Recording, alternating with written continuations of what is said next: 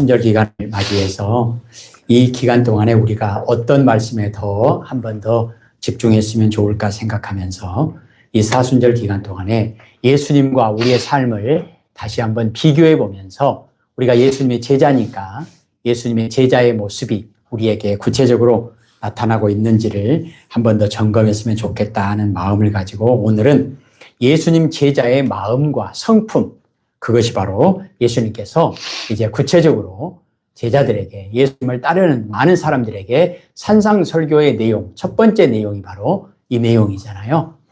그래서 이 말씀을 예수님의 제자의 마음과 성품이라고 하는 그런 주제로 연결시켜서 보고자 합니다. 복이 중요합니까? 그렇습니다. 왜 그렇습니까? 오늘 우리가 읽었던 말씀에 보니까 예수님께서 이제 산상설교, 정말로 중요한 하나님의 나라와 또 하나님의 뜻을 선포하시는 그 산상설교의 첫 번째 내용이 뭐냐면 복에 대한 말씀을 하고 계시잖아요. 복이 왜 그렇게 중요합니까? 복은 하나님이 주시는 것이기 때문에 중요합니다. 하나님이 우리에게 복을 주시는 분입니다. 그러면 복이 뭐죠? 하나님이에요. 그래서 중요한 거예요. 그리고 하나님의 뜻, 하나님의 계획이 복입니다.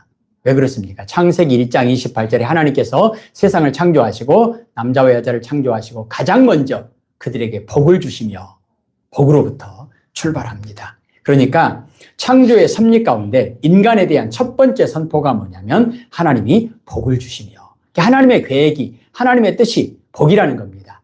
모든 창조 세계, 특별히 인간에게 있어서 하나님의 섭리, 하나님의 계획이 뭔가요? 복입니다. 그리고 오늘 마태복음 5장에도 예수님께서 이제 하나님의 나라와 하나님의 의를 이루는 구체적인 삶의 내용을 말씀하시면서 뭘 이야기합니까? 복을 얘기하잖아요. 그래서 그 복이 중요하다라는 것입니다. 복의 개념은 무엇입니까? 궁극적으로는 애굽을 떠나 가나안으로 가는 겁니다. 죄를 떠나 하나님의 나라에 이르는 것입니다.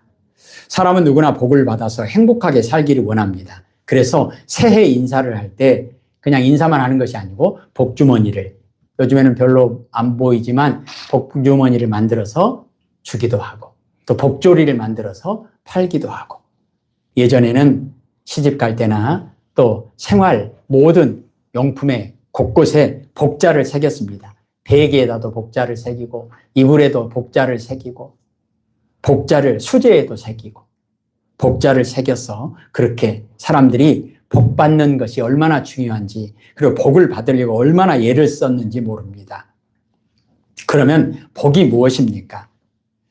우리는 우상을 숭배하거나 미신을 생각할 때 기본 개념이 뭐냐면 제재초복입니다. 재앙은 떠나고 복만 받겠다는 거예요. 그것이 우상과 미신의 근본 뿌리입니다. 그래서 비나이다 비나이다, 지성이면 감천이 그 원리입니다. 그리고 세상 사람들이 생각하는 복은 눈에 보이는 거잖아요. 부귀영화, 장수와 같은 외형적인 것, 오복이라고 해서 이빨 좋은 것도 복이다, 이런 식으로 생각하고 이런 식으로 이야기를 합니다. 그러면 그런 것들이 진정한 복이 되는가? 오늘 예수님께서는 진짜 복이 무엇인지를 마태복음 5장 3절부터 10절까지 해서 말씀하면서 눈에 보이는 외형적인 것이 아니라 내적인 것이다, 즉 영적인 복을 말씀합니다. 하나님과의 관계를 말씀하고 있습니다. 그래서 심령이 가난한 자, 눈에 보이는 거 아니잖아요. 마음이 청결한 자, 눈에 보이는 거 아니잖아요. 그런데 심령이 가난한 자, 마음이 청결한 자, 이런 내용들을 보면 마음이 중요하다는 거죠. 마음에서 생명이 나오잖아요. 그래서 마음이 복과의 관계 속에서 복에 있어서 가장 중요하다는 것입니다. 마음과 성품이 복이 있는 사람이 복 있는 사람이잖아요. 그렇지 않겠어요? 가장 큰 나라에 가장 높은 지위에 올랐다 할지라도 마음과 성품이 복이 되지 못하면 그거 뭐예요? 깡패죠. 얼마나 수많은 사람들에게 고통을 줍니까? 진리는 무엇입니까? 하나님의 말씀이죠. 하나님의 말씀에서 복을 뭐라고 이야기합니까? 복을 누가 준다고 이야기합니까? 복은 어디에서 온다고 이야기합니까? 시편 121편에도 나의 도움은 천지를 지으신 여호와 하나님에게서로다. 창세기 1장 28절에 하나님이 창조하시고 복을 주시며, 복의 내용은 무엇입니까? 하나님의 나라, 즉 하나님입니다. 복은 누가 주십니까? 하나님이 주십니다. 아멘. 그래서 누가 복을 받느냐? 하나님의 나라와 하나님의 의를 구하는 자가 복을 받습니다. 아멘. 오늘 예수님의 제자의 성품, 예수님의 제자의 마음을 우리가 천국의 팔복이라고 하는 이 내용을 중심으로 해서 보고자 합니다. 사랑하는 성도 여러분, 신령한 복, 하나님께서 주시는 영적인 복, 이것은 믿음으로만 얻을 수 있습니다. 믿음이 뭐죠? 하나님을 의지하는 거예요. 믿음이 뭐죠? 오직 예수님을 통해서 우리에게 주시는 하나님의 은혜입니다. 이 복을 받은 사람은 겉으로는 아무런 특징이 없을 수가 있습니다. 심지어 사람들에게 배척을 받는다 할지라도 그 내면의 세계에 예수님의 생명, 오늘 오전의 말씀처럼요, 하나님이 있는 자가, 하나님의 생명이 있는 자가 바로 복 있는 사람입니다. 그 안에는 하나님의 능력이 있습니다. 예수님께서 말씀하시죠. 내가 세상을 이기었노라. 강하고 담대해라. 예수님이 이기신 것이 뭘 이기신 겁니까? 죄와 사망 권세를 이기셨습니다. 그러기에 진정으로 복 있는 사람은, 임마누엘 하나님께서 함께 하시는 사람은, 예수 생명을 가지고 있는 사람은 세상 사람들에게 박해를 당할지라도 슬퍼하거나 좌절하지 않는다는 것입니다. 죽음도 그들을 무너뜨릴 수 없습니다. 왜요? 순교자들에게 하나님의 나라가 보장되어 있기 때문입니다. 그래서 죄와 사망 권세를 이기시고 부활 승리하신 예수님 안에서 하나님께서 우리에게 주시는 최고의 복, 예수님을 받고 예수님 안에서 하나님의 자녀의 권세를 가지고 예수님 제자의 삶을 살아가는 복 있는 사람에 대한 하나님의 약속이 있기 때문에 뭐죠? 천국이 그들의 것입니다. 이 약속이 있기 때문에 진정으로 복이 있는 사람, 예수님의 생명이 있는 사람들에게는 세상에 그 어떤 것도 문제가 될 수 없다는 것입니다. 왜요? 그들에게는 죄 문제에 대해서도 하나님께서 나사렛 예수 그리스도 이름으로 보장하고 계시고, 그리고 영원한 하나님의 나라에 이르는 것도 임마누엘의 그 이름으로 보장하고 계시기 때문에 그렇습니다. 예수님 제자의 마음과 성품을 가진 예수님 제자의 자질, 자세의 증거가 무엇인가요? 우리에게 하나님께서 예수님의 제자에게 주님의 몸된 교회에 허락하신 하나님의 말씀이 무엇입니까? 로마서 10장 13절에 보면 누구든지 주의 이름을 부르는 자는 구원을 받으리라. 사랑하는 성도 여러분, 이번 사순절 기간 동안에 여러 가지가 많이 있겠지만 그 어느 때보다도 항상 그렇지만 예수 임마누엘의 이름을 더 많이 부르시고 그 이름으로 승리하는 그런 사순절 기간이 되었으면 좋겠습니다. 아멘. 언제 불러요? 새벽에 특별 새벽기도 나와서만 불러요? 아니요. 우리의 모든 삶 가운데 일어나면서부터 잠자는 그 순간까지 주야로 여호와의 말씀을, 하나님의 이름을, 예수님의 이름을 부르는 자 구원을 받으리로다. 하나님의 약속이 있습니다. 또 요한계시록 3장 20절에 볼지어다 내가 문 밖에 서서 두드리노니 누구든지 내 음성을 듣고 문을 열면 내가 그에게로 들어가 그와 더불어 먹고 그는 나와 더불어 먹으리라. 아멘. 갈라디아서 2장 22절 말씀처럼 20절 말씀처럼 이제는 내가 산 것이 아니요 내 안에 그리스도께서 사시는 것이라. 내 안에 왕의 자리에 내가 앉아있는 것이 아니고 예수님이 계시고 나의 주인은 예수님이시고 나의 목자는 예수님이시고 그래서 나는 오직 예수님만 따라갑니다. 왜죠? 예수님께서 요한복음 14장 6절에 나를 따르는 것이 하나님의 나라에 이르는 유일한 길이라고 말씀하셨습니다. 아멘. 요한계시록 22장에도 보면 마지막 부분에 내가 속히 오리라. 이것이 하나님의 약속입니다. 이 약속의 말씀을 우리가 아멘으로 받을 때 주여 오시옵소서, 어서 오시옵소서. 그리고 빌립보서 4장 6절에 7절에 아무것도 염려하지 말고 다만 모든 일에 기도와 간구로 너희 구할 것을 감사함으로 하나님께 아뢰라. 그리하면 모든 지각에 뛰어난 하나님의 평강이 너희 마음과 생각을 지키시리라. 하나님께서 지키시겠다고 약속하십니다. 오늘 그렇다면 우리가 가져야 될, 우리가 늘 고백해야 될 예수님 제자의 구체적인 마음이 무엇일까? 첫째는 종의 마음을 가져야 합니다. 내가 종입니다. 내가 하나님의 종입니다. 하나님께만 종입니까? 아니요. 사도 바울의 고백처럼 나는 교회와 모든 성도들의 종입니다. 사랑하는 성도 여러분, 외적인 특징은 하나님의 말씀에 순종하는 겸손한 마음을 늘 점검하십시다. 그리고 내적으로는 하나님의 뜻에 온전히 지배당하는 온유한 마음을 점검하십시다. 이번 사순절 기간 동안에 겸손한 마음, 온유한 마음을 더 많이 우리가 생각하고 고백하십시다. 왜요? 이것이 예수님의 마음입니다. 그리고 예수님의 제자는 부모의 마음을 가져야 합니다. 사도 바울은 데살로니가 교회 성도들에게 새로운 그리스도인들에 대해서 때로는 어머니처럼, 때로는 아버지처럼 봉사한다라고 고백했습니다. 부모님의 마음이 어떤 마음이죠? 사랑하는 마음이잖아요. 자녀들을 사랑하는 마음. 마음만 있습니까? 아니요. 힘을 다해서 자녀들을 먹이는 겁니다. 그리고 내 생명까지 다 바쳐서 자녀들을 보호하는 것입니다. 예수님께서 그렇게 하셨습니다. 그리고 예수님께서 요한복음 21장 마지막 부분에 베드로가 예수님의 제자잖아요. 베드로에게 이렇게 부탁하시고 말씀하십니다. 내 양을 먹여라. 내 양을 돌보아라. 내 양을 먹여라. 예수님께서 그렇게 하셨고 예수님의 제자인 바울이 그렇게 했으니 우리도 그렇게 해야 한다는 것입니다. 그럼 어떻게 해요? 구체적인 내용 가운데 하나는 뭐냐면 본을 보이는 겁니다. 본을 보이는 거예요. 본을 보이는 겁니다. 서당에서 선생님은 혀가 짧아서 바담풍 그러면 모든 제자들은 혀가 길어서 람 할 수 있는데 전부 다 담 하는 거예요. 왜요? 선생님이 담 그러니까, 바담 그러니까. 꽃게가 옆으로 걸으면서 어린 자녀인 꽃게들에게 야, 너 왜 옆으로 걸으냐? 똑바로 좀 걸어라. 근데 보고 배운 것이 그거밖에 없으니까 옆으로 걸을 수밖에 없잖아요. 교회가 예수님의 제자가 맞다면, 우리가 예수님의 제자가 맞다면 우리가 본을 보일 수 있어야 되는데 본을 보인다고 하는 것이 뭘까요? 사도 바울은 그렇게 고백합니다. 빌립보서 4장 9절에 이렇게 말씀합니다. 여러분이 내게서 배운 것과 받은 것을 행동으로 옮기십시오. 그러면 바울을 본받으라는 겁니까? 아니요. 바울은 오직 예수님만 본받았어요. 바울의 인생을 딱 보자면 예수님이 원본이고 바울은 복사본이에요. 복사기가 너무나 좋아서 완전히 원본 그대로 나와버리는 거예요. 그래서 바울은 내가 예수님을 그대로 본받은 것처럼 여러분도 나를 통해서 예수님을 본받으십시오. 이렇게 고백합니다. 예수님이라면 이럴 때 어떻게 하셨을까?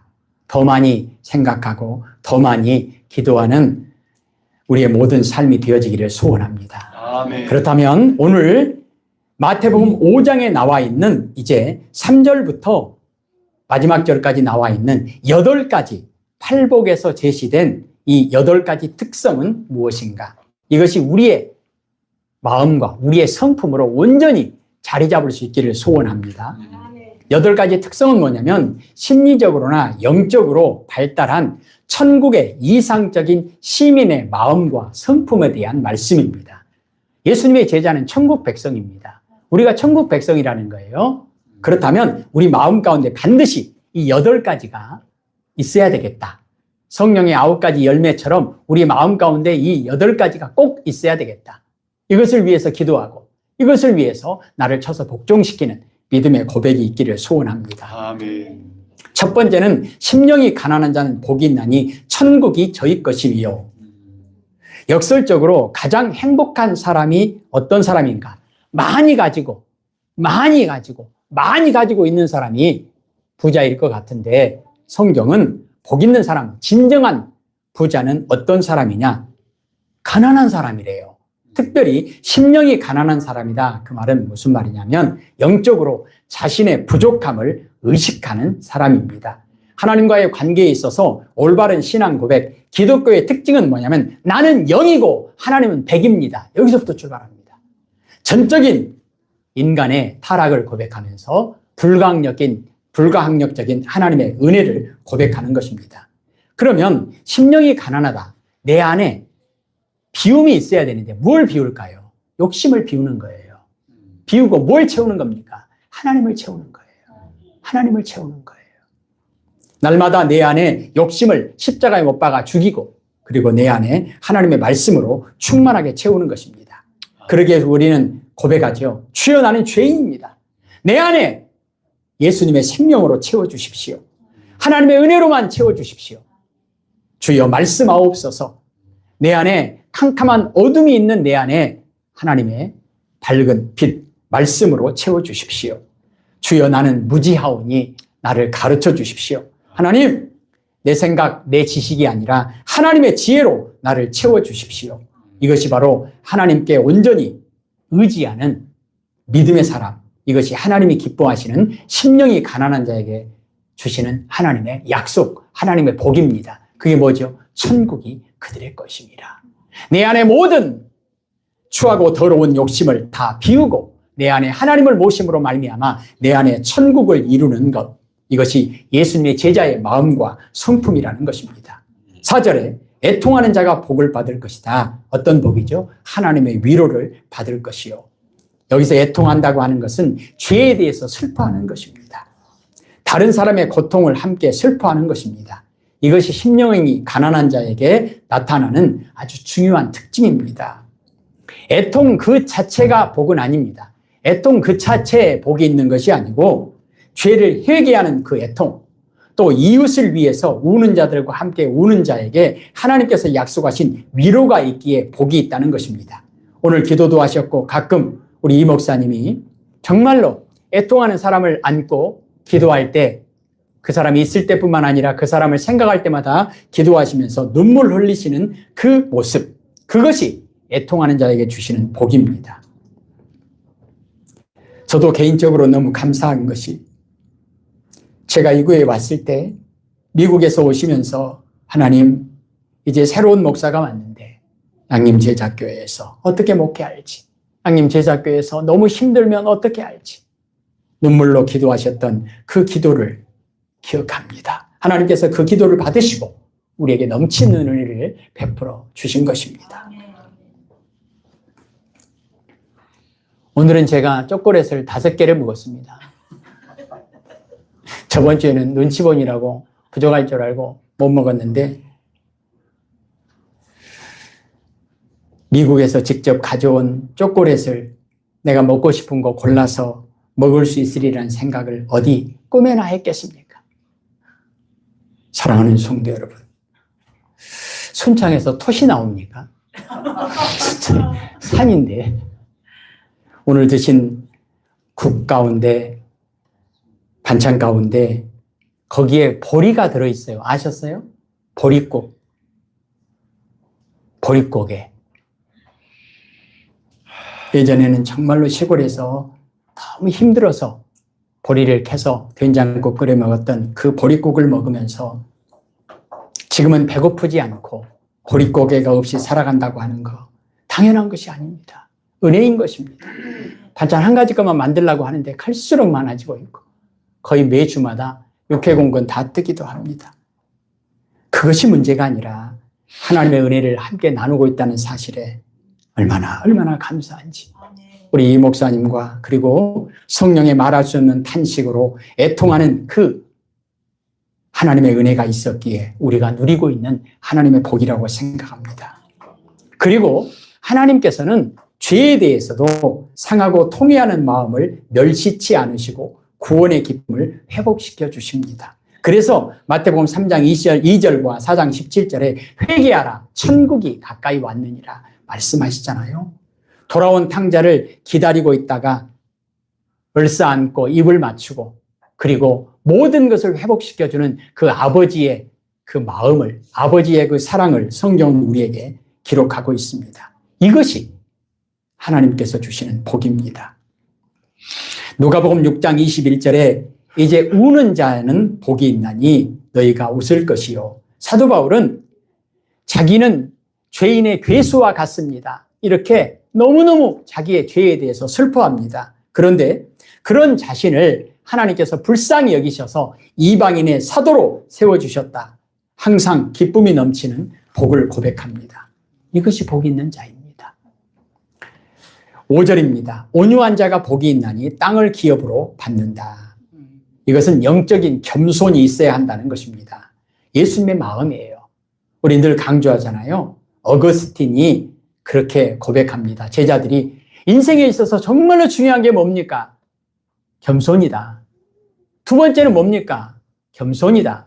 세 번째는 뭡니까? 겸손이다. 왜 그렇죠? 교만하면 망하는 거예요. 교만은 하나님을 대적하는 겁니다. 겸손하면요, 하나님께 사랑받는 거죠. 그것이 예수님의 마음입니다.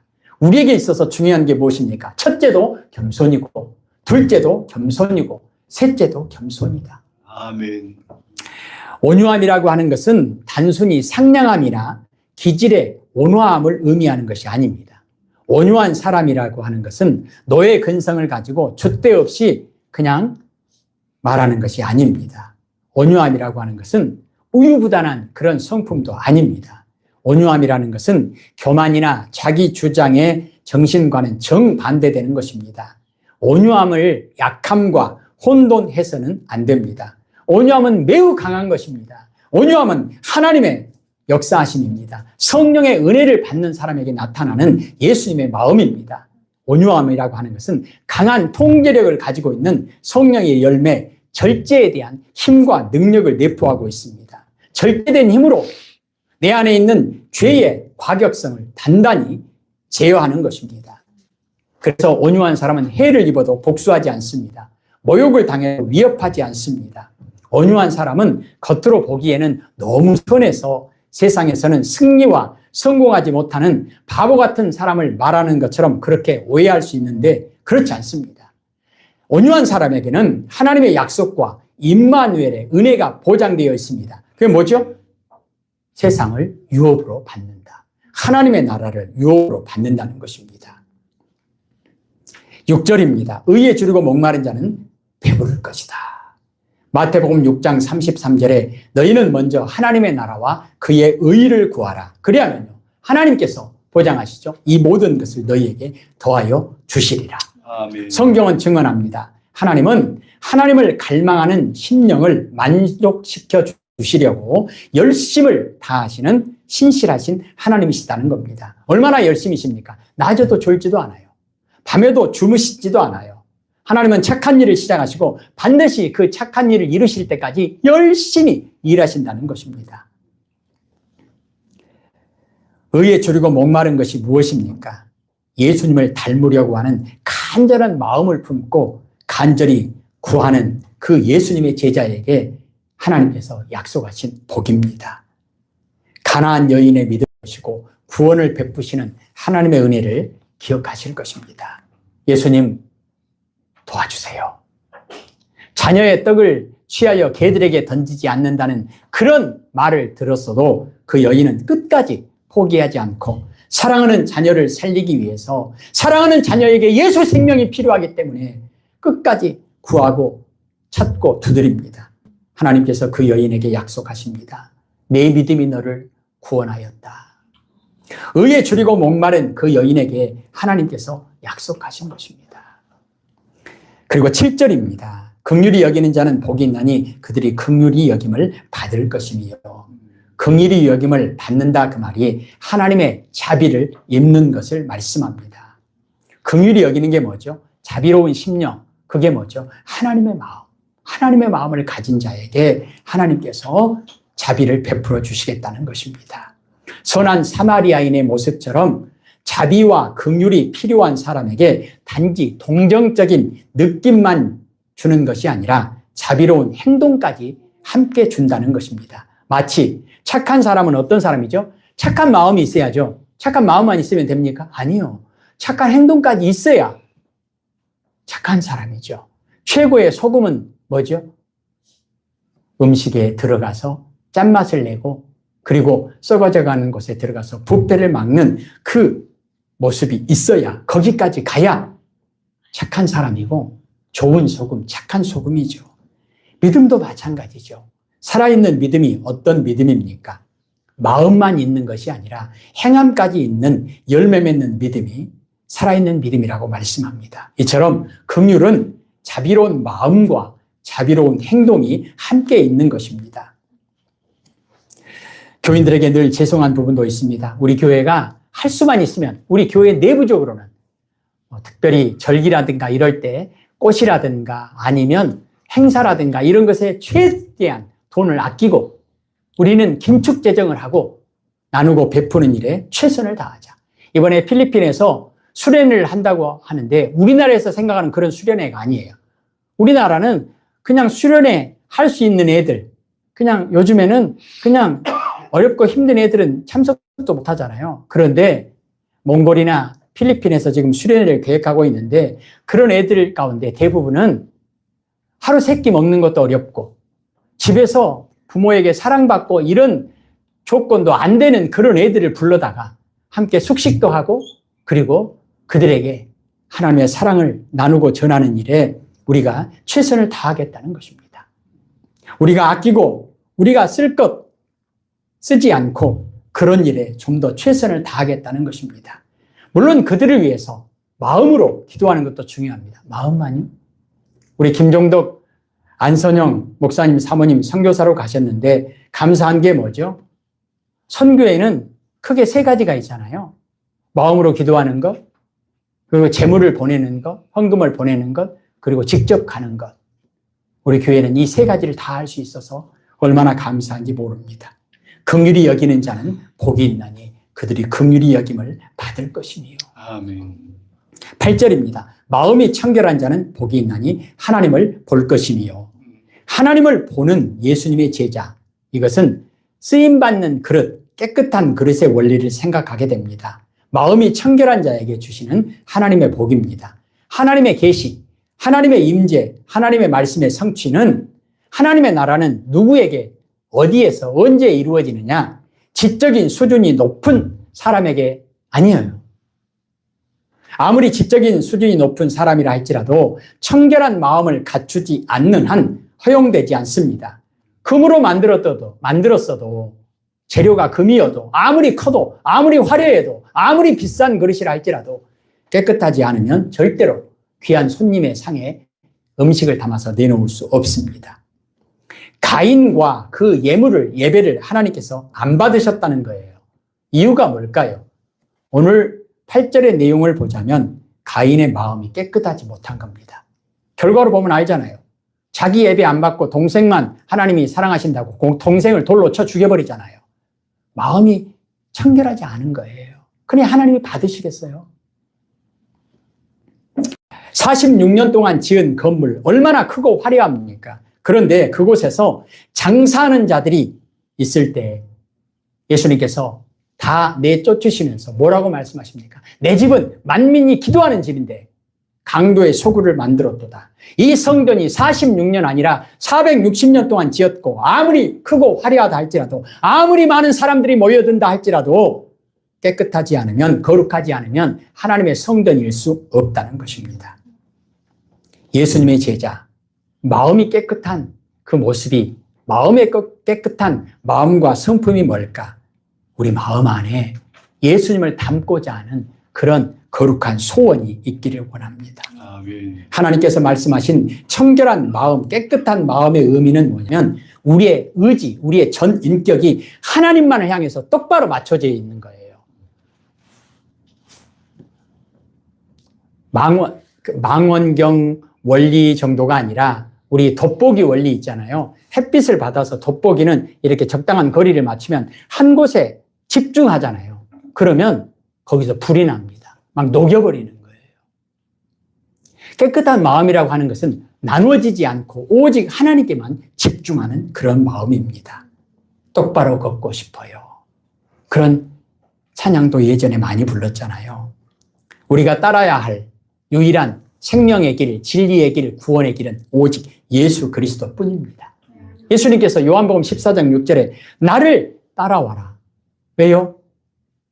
나를 따르는 그 길만이 유일하게 하나님께 이르는 길이다. 그리고 9절에 보시면 화평케 하는 자는 복이 있나니 하나님의 아들이라 일컬음을 받을 것이며. 누가 그렇죠? 예수님이 그렇습니다. 예수님께서 십자가에서 죽으신 것은 화목제물 되셨다라고 말씀하죠. 하나님과 우리 사이를 화평케, 화목하게 만드시려고 예수님께서 죽으셨다. 이처럼 화평케 하는 자가 된다고 하는 것은 예수님의 십자가의 거룩한 피를 우리는 생각해야 합니다.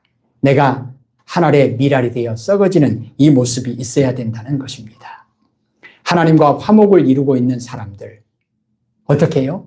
예수님께서 십자가에서 죽으심으로 그 거룩한 피가 하나님과 우리가 죄 때문에 원수된 관계였는데 예수님 때문에 화목하게 되었다. 이것이 바로 화평케 하는 자, 바로 예수님께서 하셨던 일입니다. 그렇다면 예수님의 제자된 우리도 마땅히 화목 제물되는 그 일, 예수님의 십자가를 지고 세상에서 중보 사역을 감당하셨던 예수님처럼 그 일을 해야 한다는 것입니다. 이번에 더 많이 양보하고, 더 많이 포기하고, 더 많이 나를 쳐서 복종시키는 귀한 믿음의 고백으로 내가 가는 곳에 불화가 일어나는 것이 아니라 내가 가는 곳에 하나님의 화평이 이루어지는 그런 귀한 삶이 되어질 수 있도록 기도할 수 있기를 소원합니다. 아멘. 10절입니다. 의를 위하여 핍박을 받는 자는 복이 있나니 천국이 그들의 것입니다. 아멘. 팔복을 이야기하면서 3절 처음 그리고 마지막 천국이 그들의 것이다. 우리의 모든 생각, 우리의 모든 말, 우리 모든 행동의 뿌리와 기준이 되어야 할 것이 바로 예수님입니다. 천국은 누구에게 이루어집니까? 천국의 복을 누가 받습니까? 아멘. 주 예수여 오시옵소서. 내 안에 예수가 오셔서 이제는 내가 사는 것이 아니요 내 안에 예수께서 사시는 것이라. 예수님이라면 이럴 때 어떻게 하셨을까? 예수님 생각은 어떻습니까? 예수님 이럴 때는 어떤 말을 해야 합니까? 예수님 이럴 때는 어떻게 행동해야 합니까? 주님 말씀해 주세요. 주님 가르쳐 주세요. 주의 종이 듣겠습니다. 예수님의 계획이 무엇입니까? 가르쳐 주십시오. 그것이 예수님 제자의 마음과 예수님 제자의 성품을 가지고 살아가는 우리들의 자세가 되어야 한다는 것입니다. 로마서 12장 21절에 악에게 지지 말고 선으로 악을 이기라. 이번에 사순절 기간 동안에 더 많이 기도하시고 더 많이 지혜를 구하십시다. 하나님, 악이 무엇입니까? 내 안에서 제거해야 할 악이 무엇입니까? 내가 따라야 할 선이 무엇입니까? 가르쳐 주십시오. 신명기 6장 5절은 이렇게 말씀합니다. 여러분의 하나님 여호와를 마음과 뜻과 힘을 다하여 사랑하십시오. 예수님의 제자는 예수님을 위하여 영광만이 아니라 고난과 핍박도 감당해야 합니다. 그게 뭐죠? 예수님께서 하나님의 뜻에 죽기까지 순종하셨던 것처럼 이것이 나에게 이익이 되느냐? 이걸 하면 내가 기쁘냐? 이걸 하면 내가 편안하냐? 편리하냐? 이거 하면 내가 좋냐? 이것이 기준이 아니고 이것이 하나님께서 원하시는 바른 길인가? 이것이 하나님의 뜻인가? 우리는 이것을 하나님께 물어야 합니다. 그리고 지혜를 달라고 기도해야 합니다. 솔로몬이 복 있는 사람으로 출발했죠. 이유가 뭐죠? 솔로몬은 하나님께 기도합니다. 하나님, 나에게 지혜를 주십시오. 나는 아무것도 없습니다. 나는 아무것도 모릅니다. 그런데 내가 이제 하나님의 백성을 다스리고 섬기고 그리고 그들을 이끌고 나가야 할 왕이 되었는데 나는 아무것도 없습니다. 나는 아무것도 모릅니다. 하나님, 그러니 가르쳐 주십시오. 지혜를 주십시오. 하나님께서 그 솔로몬의 그 마음을, 솔로몬의 그 자세를 보시고 하나님께서 그에게 복을 주셨습니다. 사랑하는 성도 여러분, 주인 되시는 분도 하나님이십니다. 왕이 되시는 분도 하나님이십니다. 오직 예수님은 하나님 앞에 마지막까지, 처음부터 마지막까지 순종하셨습니다. 성육신 하셨고 그리고 마지막까지 십자가를 지셨습니다. 이것은 충성심에서 나온 것입니다. 충성심이 한자로 충임 어떻게 쓰죠? 마음 중심, 가운데 중자에다가 마음 심이잖아요. 우리 마음 중심에 오직 하나님의 뜻에 순종하겠다고 하는, 왜요? 나는 하나님의 종이니까. 왜요? 하나님이 나의 왕이니까. 하나님이 나의 주인이니까.